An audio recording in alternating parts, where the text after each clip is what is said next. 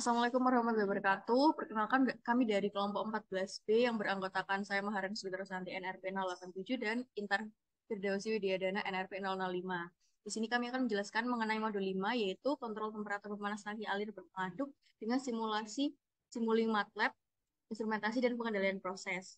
Di sini tujuan praktikumnya adalah untuk mengetahui sistem pengendalian proporsional integral derivatif PID controller untuk mengendalikan temperatur dalam tangki dengan memanipulasi posisi valve steam.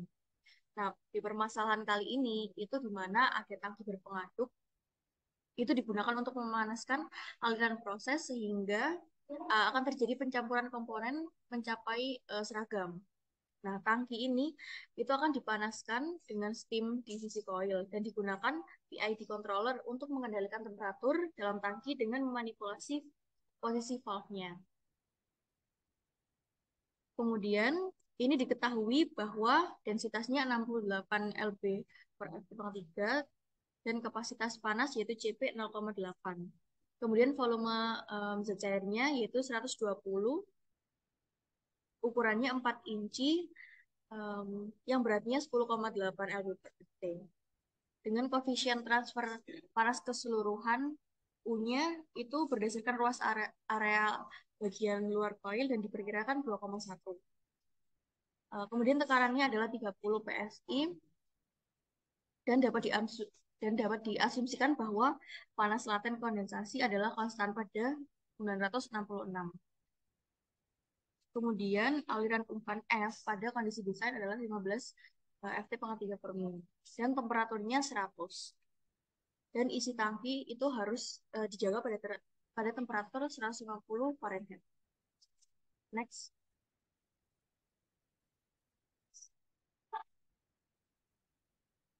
Kemudian diketahui juga bahwa kalibrasinya itu 100 sampai 200 dan kontrol valve itu dirancang untuk 100% over capacity dan perubahan kilang tekanan itu dapat diabaikan. Sehingga transfer function prosesnya itu bisa dilihat pada gambar yang tertera bahwa TA sen S itu K1 per TOS plus 1 kali TA T1S ditambah dengan K2 per TOS plus 1 TA sen S. Yang dimana ini menjadikan bahwa hasilnya transfer function sensor temperatur dan transmitternya adalah GS, kemudian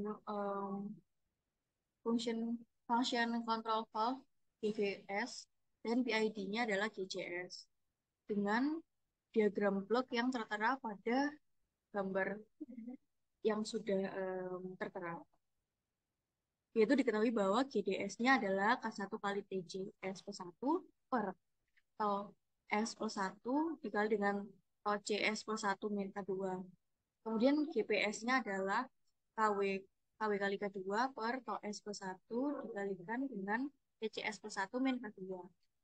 Dengan parameter yang sudah saya jelaskan di awal.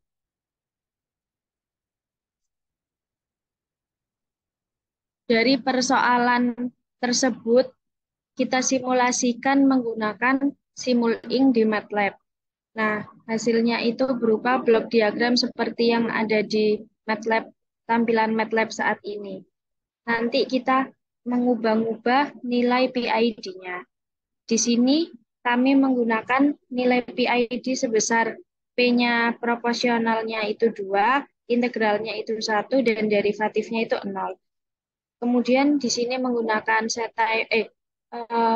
stop time 100 dan langsung di run aja.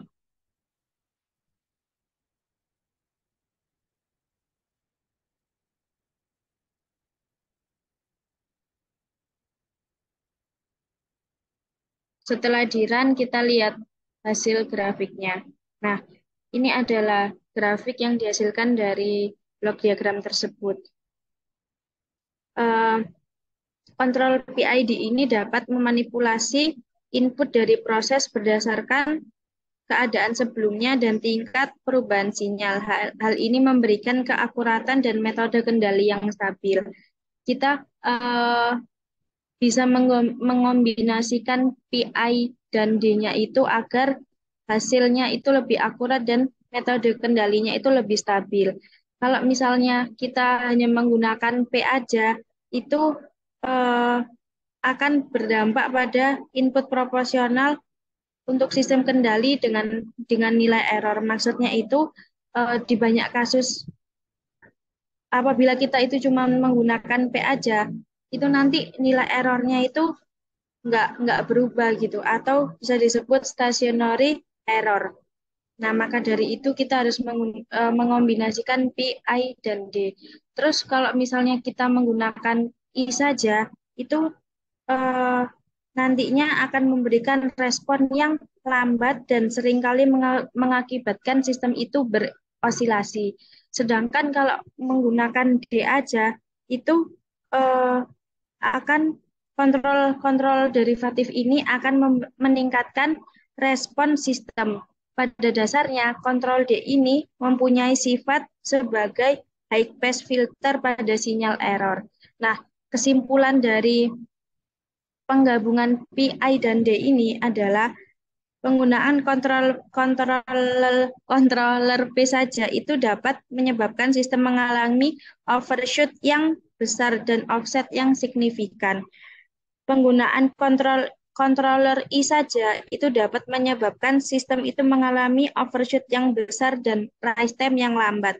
Sedangkan kalau kita menggunakan controller D saja itu dapat menyebabkan sistem mengalami noise yang signifikan.